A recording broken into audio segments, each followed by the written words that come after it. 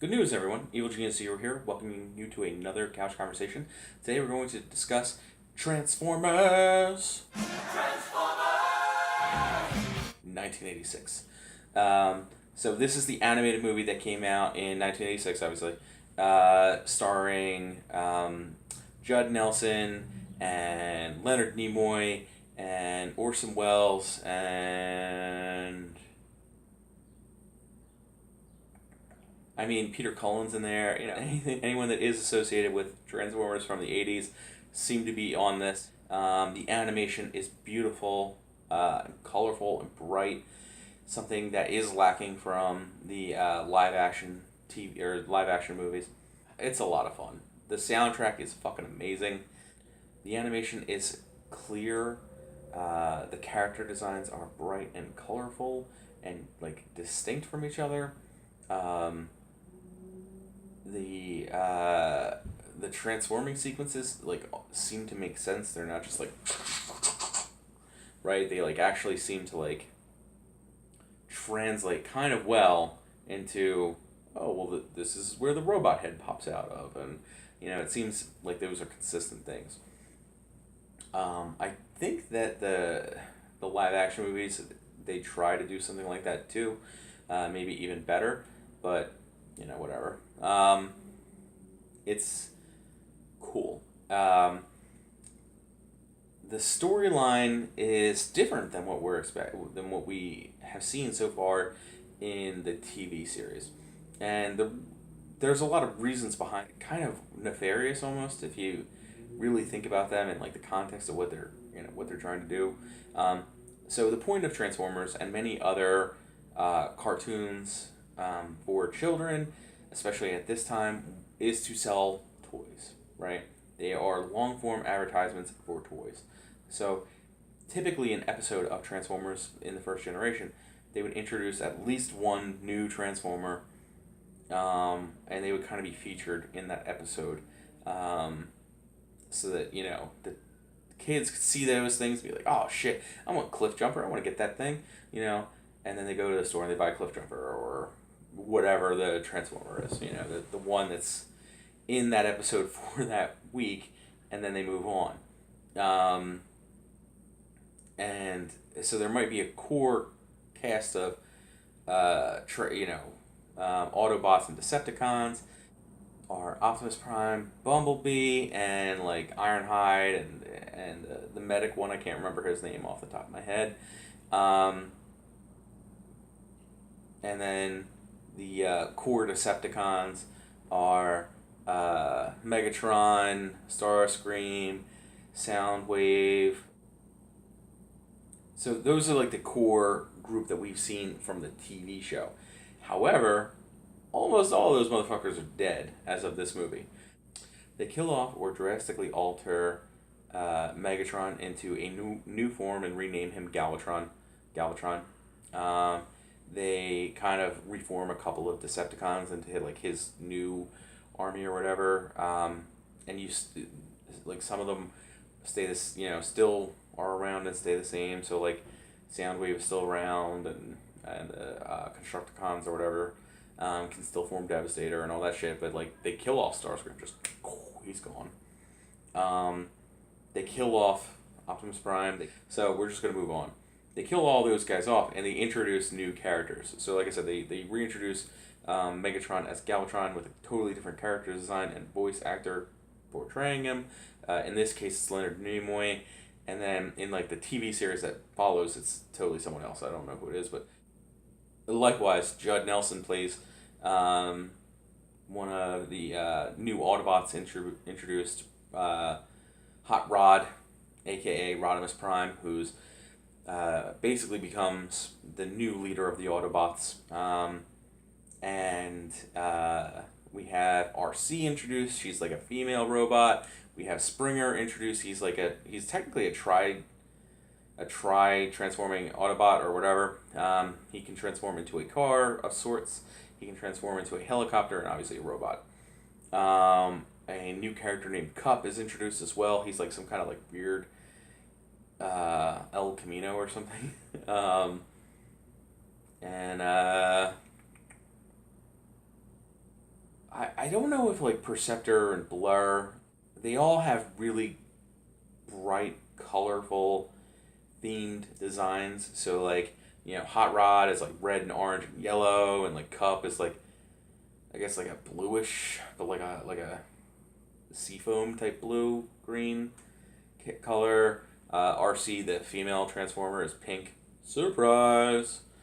Springer is this bright green. Ultra Magnus is red, white, and blue. Just like, Optimus Prime was kind of red, white, and blue. And also Starscream is red, white, and blue, if you really think about it. Which is kind of surprising because, red, white, and blue is, particularly in anime, they tend to be reserved for very positive characters. Or the mecha involved with positive characters. If you're at all familiar with the Gundam series, the big, strong Gundam is always red, white, and blue. Almost always. They might have some yellow on there too, like at the thing, but red, white, and blue. Anyways, we're not talking about Gundam. We're talking about Transformers. Although, they're related in a lot of ways. So in addition to the character designs being awesome and distinct, you also have, which was completely not the case in the Transformers live action movies. The character designs in that are much more one note. All the Decepticons are just gray, silvery, bleh. Maybe a little bit of purple. Optimus Prime and Bumblebee kind of have like good, memorable designs in them, but every other good Transformer is totally bullshit and, basically there for stupid purposes, like those horrible racist ones. Whatevs. The other thing I liked about the animation in this was it was all really good. You don't see a lot of recycled animation. Like, I've been watching He-Man a lot recently for making my little memes, and I see so much recycled animation in that, it's ridiculous. Just ridiculous. So there's not that much, I couldn't really see any. There was like one shot of like maybe recycled, or a couple shots here and there of maybe recycled stuff that I saw in this, but generally speaking, it's really well animated. The settings for each scene seem, distinct and somewhat memorable and really fleshed out. Very highly detailed settings around the characters. So, that's a lot more time and effort that goes into making those, scenes. Whereas, like, something like He-Man, it would be like a still background and you'd see, like, a cell running across it or something like that. These are distinct backgrounds that the characters are interacting with. And again, just beautiful animation. Very orange. The whole movie is kind of surprisingly orange, and also, not surprisingly metal-ish. You'd expect that from, like, Transformers because they're all made of metal, and, their cities are made of metal, and everything, because everything transforms. Everything transforms in this movie. Which is cool. I liked it. I'm okay with it. But, if you're not okay with everything transforming in a Transformers movie, what the fuck is your problem? The story is very, very, it draws very strongly upon the hero mythos. Kind of like Star Wars, right? So you have the new hero introduced, right? And he's just like, living a peaceful life. And you have something come to introduce conflict to his life, right? A call to action, as it were. And he goes towards that action and is, he's identified, at least towards the viewer or the audience, that, he is special, right? So in this instance, he catches the matrix of power or matrix of leadership or whatever, and is singled out in that sense, and he gives it over to the person who everyone believes is supposed to get it, Ultra Magnus, and follows orders from that person from then on out until he's able to kind of acquire that role for himself. Now, along the lines, he also goes through several literal trials, like a trial. He like the trial in which he's declared innocent by the Quintessence. But before that, he actually heals Kup. He discovers Kup about to be like Kup has already been torn apart and is about to be murdered by this like giant robot squid. And he defends Kup against this thing, gathers up his body parts, gets him out of the water, and repairs him. Right. So one of the things we've learned from like Lord of the Rings, the hands of the king are the hands of a healer. Right. So or something along those lines. He's able to, restore his friend to his previous glory, or maybe even better in some instances. He fixed his rotator cuff in a way that had been a problem before. Is separated from his friends by luck, and then faces the enemy in the belly of the beast kind of situation when he's fighting Galvatron.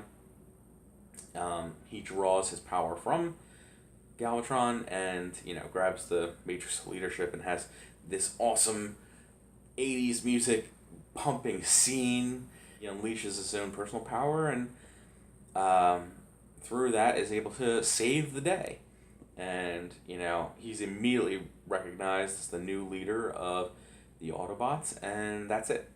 So it's a fairly simple arc, but a lot of stuff happens and it's really it seems exciting, it seems interesting. They introduce whole new swaths of different characters and different types of these transforming robots, from the junk robots who talk TV, to the Quintessons who are like four-sided face robots or whatever, or they might not actually be robots, whatever, because they have like tentacles or I don't remember. Anyways,